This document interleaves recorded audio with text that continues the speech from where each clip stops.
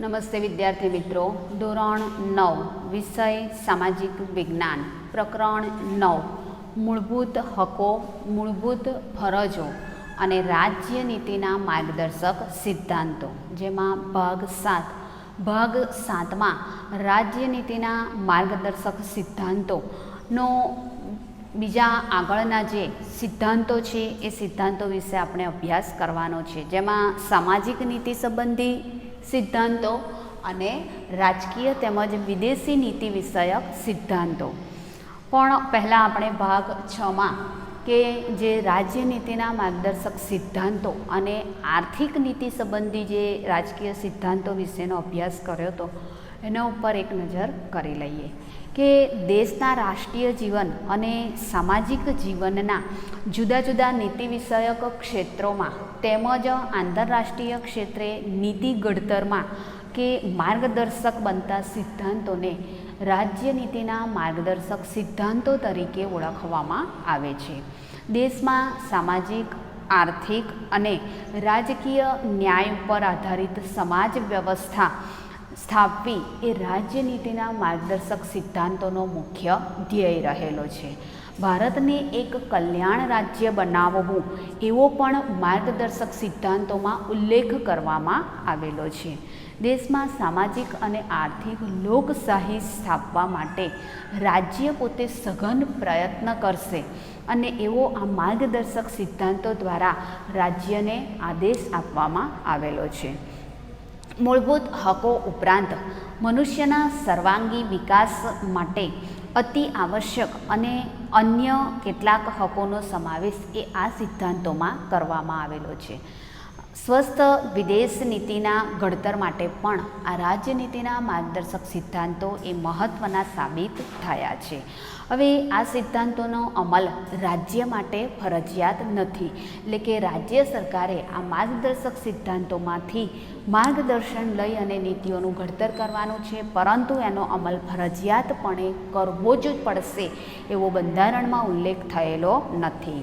આમ છતાં પોતાના રાજ્યને કલ્યાણ રાજ્ય બનાવવા માટે અને વિશ્વ શાંતિના ધ્યેયને વરેલી કોઈ પણ સરકારને આ સિદ્ધાંતની ઉપેક્ષા કરવી જ ન જોઈએ એવું આ માર્ગદર્શક સિદ્ધાંતો ઉપરથી સાબિત થાય છે.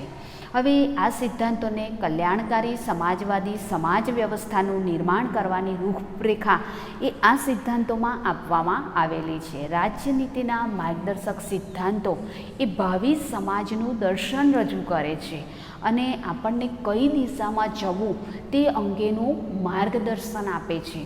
એની સાથે સાથે ભારતના બંધારણના ઘડવૈયા ડૉક્ટર બાબા સાહેબ આંબેડકર એ આ સિદ્ધાંતોને દેશના પાયારૂપ મહત્ત્વના સિદ્ધાંતો ગણાવે છે. આપણે જે સરકારને ચૂંટીને સત્તા ઉપર લાવીએ છીએ એ સત્તાનો ઉપયોગ તેમણે કયા હેતુઓ માટે કરવાનો છે એ આ સિદ્ધાંતો એમને સતત યાદ દેવડાવતા હોય છે. હવે રાજ્યનીતિના માર્ગદર્શક સિદ્ધાંતો ને જુદા જુદા સિદ્ધાંતોમાં વિભાજિત કરવામાં આવ્યા છે, જેમાંથી આપણે આર્થિક નીતિ સંદર્ભેના સિદ્ધાંતો વિશેનો અભ્યાસ કર્યો હતો કે આ સિદ્ધાંતનો મુખ્ય ધ્યેય એ છે કે ભારતમાં વસતા તમામ નાગરિકોનું કલ્યાણ થાય અને સમાજમાં જે ભૌતિક સંસાધનો છે એની જે દરેક માટે સમાન રીતે વહેંચણી થાય. એટલે કે જે આવકના સાધનો છે દેશના, એ આવકના સાધનોની સમાન રીતે દરેક નાગરિકને એ સંસાધનોનો લાભ મળે એ આ સિદ્ધાંતોનો મુખ્ય ઉદ્દેશ રહેલો છે. હવે દેશમાં ઉત્પાદન વધે અને કોઈનું શોષણ ન થાય એ માટે આ રાજ્ય ઉત્પાદનના સાધનોની વહેંચણી પર જે નિયંત્રણો છે એ નિયંત્રણો મૂકવા જોઈએ કે ઉત્પાદન વધે અને એની સાથે સાથે કોઈ પણ નાગરિકનું શોષણ ન થાય એ માટે ઉત્પાદનના સાધનો અને તેની વહેંચણી ઉપર સરકારે નિયંત્રણ મૂકવું જોઈએ. જનકલ્યાણને એટલે કે લોક કલ્યાણને અવરોધરૂપ આવતા સંપત્તિના કેન્દ્રીકરણને અટકાવવું જોઈએ. એટલે કે માનવીના વિકાસ માટે આવક એ જરૂરી છે અને માનવીના વિકાસને અવરોધરૂપ એવી આવકની અસમાનતા અસમાનતાને દૂર કરવાનો પ્રયત્ન કરવો જોઈએ.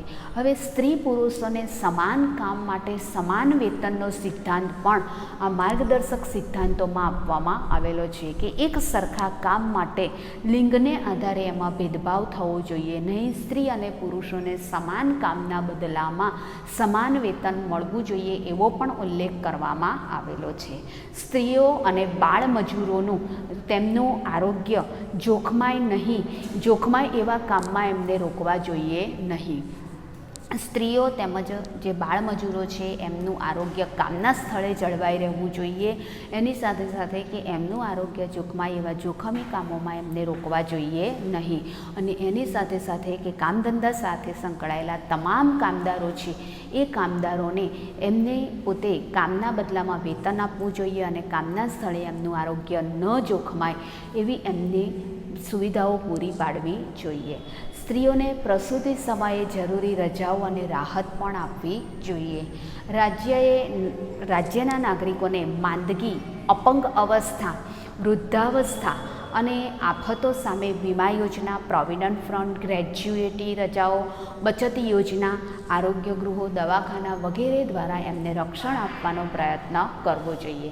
અને ઉદ્યોગોના સંચાલનમાં કારીગરોની હિસ્સેદારી વધે એવા પણ પગલાં ભરવા જોઈએ.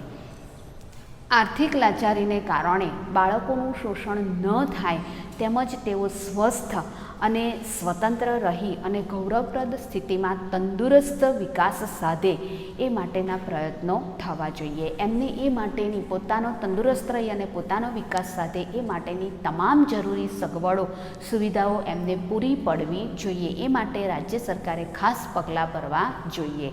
ખેતી અને પશુપાલનનો અદ્યતન અને વૈજ્ઞાનિક ઢબે વિકાસ કરવો જોઈએ. દૂધાળા ઢોર અને અન્ય પાલતુ પશુઓનું કતલ ન થાય એની પણ ખાસ કાળજી રાખવી જોઈએ. રાજ્યમાં બધાને એક સમાન ન્યાય મળે અને આર્થિક રીતે સમર્થ ન હોય એવા લોકોને પણ ન્યાય મળી રહે એ માટેની વ્યવસ્થા કરવી જોઈએ. આર્થિક રીતે સદ્ધર ન હોય એટલે કે ગરીબ વર્ગના લોકો હોય એવા લોકોને ન્યાય આપવામાં ઇનકાર કરવો જોઈએ નહીં. આ જે આર્થિક રીતે પોતે પછાત છે એવા લોકોને ન્યાય મળી રહે એ માટે મફત કાનૂની સેવા પૂરી પાડવી જોઈએ. અને આપણા ગુજરાત રાજ્યની વાત કરીએ તો મફત કાનૂની સત્તા સેવા મંડળનું વડું મથક જે અમદાવાદમાં આવેલું છે અને જે લોકો પોતે કોઈક કારણોસર એમને અદાલતના દ્વાર ખટખટાવવા પડે છે ત્યારે એમને ન્યાય મેળવવા માટે એમની પાસે એ ખર્ચને પહોંચી વળવાની પરિસ્થિતિ એમની પાસે નથી ત્યારે મફત કાનૂની સત્તા સેવા મંડળ દ્વારા એમને માર્ગદર્શન અને વકીલ સુધીની તમામ સુવિધાઓ વિનામૂલ્યે પૂરી પાડવામાં આવે છે. ખેતમજૂરોને યોગ્ય જીવન ધોરણ મળી રહે અને એમને જરૂરી કામ અને આરામ મળે તેમજ દરેક નાગરિકને શિક્ષણ મળી રહે એ માટેની પણ સરકારે સુવિધા કરવાની રહેશે. આમ રાજ્યનીતિના માર્ગદર્શક સિદ્ધાંતોમાં આર્થિક નીતિ સંબંધી આ વિવિધ સિદ્ધાંતોનો સમાવેશ કરવામાં આવેલો છે. એના પછી બીજું છે કે સામાજિક નીતિઓ સંબંધી સિદ્ધાંતો. હવે સામાજિક નીતિ સંબંધી સિદ્ધાંતોમાં અનુસૂચિત જાતિ અને અનુસૂચિત જનજાતિ તેમજ વંચિત સમૂહો. હવે આ વંચિત સમૂહો એટલે કે જે ચોક્કસ માનવ સમુદાયથી અલાયદું એકલું અટોલું રહીને જીવન જીવતા હોય, જેમ કે જંગલ વિસ્તારમાં છૂટાછવાયા ઝૂંપડા બાંધીને લોકો રહેતા હોય, પહાડી વિસ્તારોમાં પર્વતોના ઢોળાવો ઉપર ઝૂંપડા બાંધીને રહેતા હોય, તો એને એ એકલા અટોલા જે જીવન જીવતા હોય એવા લોકોનો જે સમૂહ છે જેને વંચિત સમુદાય તરીકે ઓળખવામાં આવે છે. તો અનુસૂચિત જાતિ, અનુસૂચિત જનજાતિ અને વંચિત સમૂહો જેવા સમાજના વિવિધ વર્ગોના શૈક્ષણિક અને આર્થિક હિતોના ઉત્કર્ષ માટે રાજ્યએ વિશેષ પ્રમાણમાં કાળજીપૂર્વક પ્રયત્ન કરવાના રહેશે. અને આ સામાજિક અને આર્થિક શોષણ સામે એમને રક્ષણ મળી રહે એ રીતની સરકારે વ્યવસ્થા કરવાની છે. તો એના પછી કે ભારતમાં રહેતા તમામ નાગરિકો માટે સમાન દીવાની કાયદો ઘડવાનો રહેશે અને ન્યાય વ્યવસ્થાનું પોતે સંચાલન કરી અને સૌને સમાન ન્યાય મળી રહે તે રીતે રાજ્યએ પ્રયત્ન કરવાનો છે. એની સાથે સાથે કે લગ્ન વિચ્છેદ એટલે કે છૂટાછેડા, ભરણપોષણ. હવે આ ભરણપોષણ એટલે કે પતિ પત્નીમાં જ્યારે પત્ની જુદી રહેતી હોય ત્યારે છૂટાછેડા ન થયા હોય એવી પરિસ્થિતિમાં એના જીવન ગુજરાન ચલાવવાની જવાબદારી પતિની રહેતી હોય છે. એટલે ભરણપોષણ. દત્તક વિધાન એટલે કે જેને સંતાન ન હોય અને કોઈ સંતાન પોતે દત્તક લેવા માગતું હોય તો દત્તક વિધાન, વસિયત વગેરેમાં સૌને માટે સમાન કાયદો સરકારે પસાર કરવો જોઈએ. હવે એક સરખો દીવાની કાયદો અને સામાજિક ન્યાયની દિશામાં સરકાર પગલાં ભરે એવી લોકો તરફથી આશા રાખવામાં આવતી હોય છે. હવે રાજ્યમાં સૌ નાગરિકો કામ કરવાનો હક પ્રાપ્ત થાય એવી જ રીતે વૃદ્ધાવસ્થા, માંદગી અને અમંગલ પ્રસંગે કે વિના વાંકે વેઠવી પડતી તંગીના પ્રસંગે શિક્ષણ અને જાહેર સહાય પ્રાપ્ત થાય તેવી પણ જોગવાઈ સરકાર દ્વારા કરવાની રહેશે. તો આ સામાજિક અને નીતિ સંબંધી સિદ્ધાંતો રાજ્યનીતિના માર્ગદર્શક સિદ્ધાંતોમાં જે ઉલ્લેખ કરવામાં આવેલો છે એમાં વિશેષ કેટલીક બાબતો પર ભાર મૂકવામાં આવ્યો છે કે અનુસૂચિત જાતિ, અનુસૂચિત જનજાતિ અને વંચિત સમુદાય કે વર્ગના લોકો એ શૈક્ષણિક અને આર્થિક એમના હિતોના તેમના કલ્યાણ માટે રાજ્ય સરકારે વિશેષ પ્રયાસો કરવાના છે અને જે કાળજીપૂર્વક કરવાના રહેશે, જેને લીધે એમનું સામાજિક શોષણ થતું અટકે. એટલે કે એમને સામાજિક અને શોષણ સામે એ પોતે રક્ષણ મેળવી શકે. અને ભારતમાં રહેતા તમામ જે નાગરિકો છે એમના માટે સમાન દીવાની કાયદો ઘડવાનો અને ન્યાય વ્યવસ્થાનું સંચાલન કરી અને સૌને સમાન ન્યાય મળી રહે એ માટે રાજ્ય સરકારે પ્રયત્ન કરવાના છે.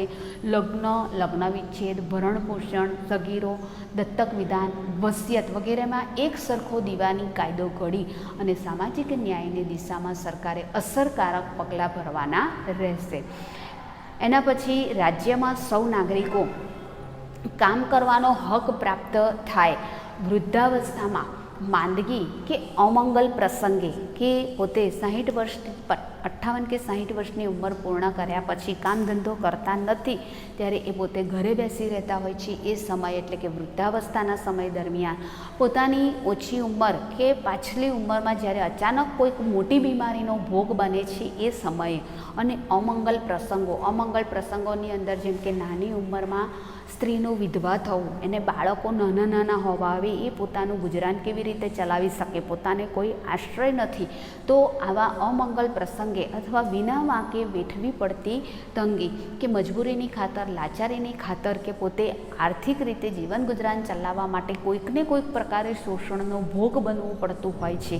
એવી વિના વાંકે વેઠવી પડતી અને આ જે આપણી મજબૂરી છે એનો લાભ લોકો ઉઠાઈ અને આપણી પાસે કે જરૂર કરતાં વધારે કામ કરાવે, વેતન ઓછું આપતા હોય છે. તો આવા અન્ય પ્રસંગોએ એવી જ રીતે શિક્ષણ અને જાહેર સહાય પ્રાપ્ત થાય એ માટે સરકારે પ્રયત્ન કરવા જોઈએ. એટલે કે વૃદ્ધાવસ્થા, માંદગી, અમંગલ પ્રસંગે તેમજ વિના વાંકે વેઠવી પડતી જે તંગી છે એ શિક્ષણ અને જાહેર સહાય સરકાર દ્વારા પ્રાપ્ત થાય એ માટે સરકારે સતત પ્રયત્નશીલ રહેવું જોઈએ. એના પછીના સિદ્ધાંતો છે રાજકીય અને વિદેશ નીતિ વિષયક સિદ્ધાંતો. કે આ રાજ્યની જે ગ્રામ પંચાયતોની સ્થાપના કરવા માટે જરૂરી પગલાં અને તેમને જરૂરી સત્તા, અધિકારો અને આર્થિક સહાય આપવી જોઈએ. કે દરેક રાજ્યની અંદર ભારત એ ગામડાઓનો બનેલો દેશ છે અને ગામડાનું સંચાલન એ પાયારૂપ જે સ્થળ છે ત્યાંથી થવું જોઈએ. કે અત્યારે સ્થાનિક સ્વશાસનની સંસ્થાઓ અમલમાં આવી ગઈ છે. હવે રાજ્યમાં દરેક ગામોમાં ગ્રામ પંચાયતોની સ્થાપના કરવી અને જો નાના ગામો હોય તો બે કે ત્રણ ગામો વચ્ચે એક ગ્રામ પંચાયત હોવી એ જરૂરી છે. તો રાજ્યમાં ગ્રામ પંચાયતોની સ્થાપના કરવા માટે જરૂરી પગલાં ભરવા અને એની સાથે સાથે કે સ્થાનિક સ્વરાજ્યના એકમ તરીકે એ કાર્ય કરી શકે એ માટે તેને જરૂરી સત્તાઓ, અધિકારો અને એને આર્થિક સહાય પણ આપવી જોઈએ. કે ગ્રામ પંચાયત એ પાયાનો એકમ છે અને આ ગ્રામ પંચાયતોની સ્થાપના કરવી જોઈએ અને સ્થાનિક સ્વરાજ્યના પાયાના એકમ તરીકે પોતે એમને કામ કરી શકે એ માટે એને જરૂરી સત્તાઓ, અધિકારો અને આર્થિક સહાય કે વિવિધ પ્રજાલક્ષી કામો કરાવવા માટે અને સરકાર દ્વારા નાણાંરૂપી સહાય પણ આપવી જોઈએ. બીજું છે રાજ્ય સેવાઓમાં ન્યાયતંત્રને કારોબારીથી અલગ અને સ્વતંત્ર કરવા માટે પગલાં ભરવા જોઈએ. અને આપણું ભારતનું ન્યાયતંત્ર એ કારોબારી અને ધારાસભાથી સ્વતંત્ર છે કે સરકારના મુખ્ય 3 અંગો છે ધારાસભા, કારોબારી અને ન્યાયતંત્ર. એમાં ધારાસભા અને કારોબારીથી ન્યાયતંત્રને અલગ રાખવામાં આવેલું છે. એટલે ન્યાયતંત્રને કારોબારીથી અલગ રાખવું જોઈએ, કારણ કે તે સ્વતંત્ર રહી અને અસરકારક રીતે કામ કરી શકે. હવે આ જે ન્યાયાધીશો છે એ નિષ્પક્ષ, નિર્ભક અને નિર્ભય રહી અને પોતે ન્યાય કરી શકે. કે આ ન્યાયતંત્ર છે એ ધારાસભા અને કારોબારીથી જો અલગ હશે તો જ ન્યાયાધીશો છે એ સચોટ ન્યાય આપી શકશે. ન્યાયતંત્ર એ કોઈ સરકાર સાથે સંકળાયેલું નથી. ગમે તે પક્ષની સરકાર હોય પણ એ જે સચોટ ન્યાય આપવાનો હોય છે એ પ્રજાલક્ષી ન્યાય આપશે. લોકશાહી દેશમાં વસતી પ્રજાની જરૂરિયાતોને ધ્યાનમાં રાખી અને જે તે ન્યાય આપવાનો હોય છે. એટલે ન્યાયાધીશો છે એ નિષ્પક્ષ અને નિર્ભય રહી અને પોતે ન્યાય આપી શકે એ માટે સરકારે તમામ પગલાં ભરવા જોઈએ એવો આ સિદ્ધાંતોમાં ઉલ્લેખ કરવામાં આવ્યો છે. આંતરરાષ્ટ્રીય શાંતિ અને સલામતી તેમજ ઉન્નતિ એટલે વિકાસ માટે તેમજ રાષ્ટ્રો વચ્ચે ન્યાયી અને માનપૂર્વકના સંબંધો જાળવવા માટે એની સાથે સાથે આંતરરાષ્ટ્રીય કાયદા અને સંધિને લગતી ફરજોનો આદર વધારવા માટે તેમજ બે દેશો વચ્ચે રહેલા મતભેદો દૂર કરી અને જે વિવિધ પ્રશ્નો, વિવાદિત પ્રશ્નો ઊભા થયા છે, આ વિવાદિત પ્રશ્નોનું શાંતિમય નિરાકરણ લાવવા માટે પ્રયત્નો સરકારે વધારવા જોઈએ. કે વિદેશ નીતિ વિષયક સિદ્ધાંતો છે એમાં શાનો ઉલ્લેખ કરવામાં આવેલો છે? તો આપણા સંયુક્ત રાષ્ટ્રોનો મુખ્ય ધ્યેય છે આંતરરાષ્ટ્રીય શાંતિ અને સલામતી અને વિશ્વના દરેક રાષ્ટ્રનો વિકાસ. તો આંતરરાષ્ટ્રીય શાંતિ અને સલામતી જાળવવી અને તેમજ વિશ્વના દરેક રાષ્ટ્રના વિકાસ માટે પોતાના રાષ્ટ્રનો વિકાસ તો ખરો જ, પણ એની સાથે પોતાની આજુબાજુના પોતાની સાથે સંકળાયેલા દરેક મિત્ર રાષ્ટ્રોનો પણ સારો એવો વિકાસ થાય એ માટે તેમજ બે રાષ્ટ્રો વચ્ચે ન્યાયી અને માનપૂર્વકના સંબંધો જળવાઈ રહે અને એની સાથે સાથે આંતરરાષ્ટ્રીય કાયદાઓ અને સંધિ એટલે કે સમાધાનને લગતી ફરજો દરેક રાષ્ટ્ર અદા કરે અને દરેક રાષ્ટ્રને એકબીજા પ્રત્યેનો આદર ભાવ છે એ આદર ભાવ વધે તેમજ દરેક રાષ્ટ્ર વચ્ચે સર્જાયેલા મતભેદો દૂર થાય અને જે તે પ્રશ્નો છે એ જે તે પ્રશ્નોનું નિરાકરણ શાંતિમય રીતે લાવવા માટેના પ્રયત્નો દરેક રાષ્ટ્રએ વધારવા જોઈએ. અને અહીંયા આંતરરાષ્ટ્રીય કે વિદેશ નીતિ સંબંધી જે સિદ્ધાંતો છે એ આપણને લાગુ પડે છે કે આપણે પણ આપણા દેશે પણ વિશ્વના અન્ય દેશો સાથે શાંતિ સલામતીના સંબંધો રાખવા જોઈએ. અન્ય રાષ્ટ્ર સાથે ન્યાય અને માનપૂર્વકના સંબંધો જાળવવા જોઈએ. જે તે પ્રશ્ન ઉપસ્થિત થાય તો એ પ્રશ્નનું શાંતિમય નિરાકરણ લાવવાનો પ્રયત્ન કરવો જોઈએ. આમ રાજ્ય આ બધી બાબતો ઉપર ધ્યાન આપશે તો અન્ય દેશો સાથેના આપણા સંબંધો એ સારા રહેશે અને આપણા દેશના વિકાસને વધુને વધુ વેગ મળતો જશે. તો વિદ્યાર્થી મિત્રો, અહીંયા આપણે સામાજિક નીતિ સંબંધી અને રાજકીય અને વિદેશ નીતિ સંબંધી સિદ્ધાંતોનો અભ્યાસ કર્યો. હવે શૈક્ષણિક અને સાંસ્કૃતિક નીતિ સંબંધી અને આરોગ્ય વિષયક નીતિ સંબંધી સિદ્ધાંતોની ચર્ચા આપણે આવતા વિડીયોમાં કરીશું. Thank you.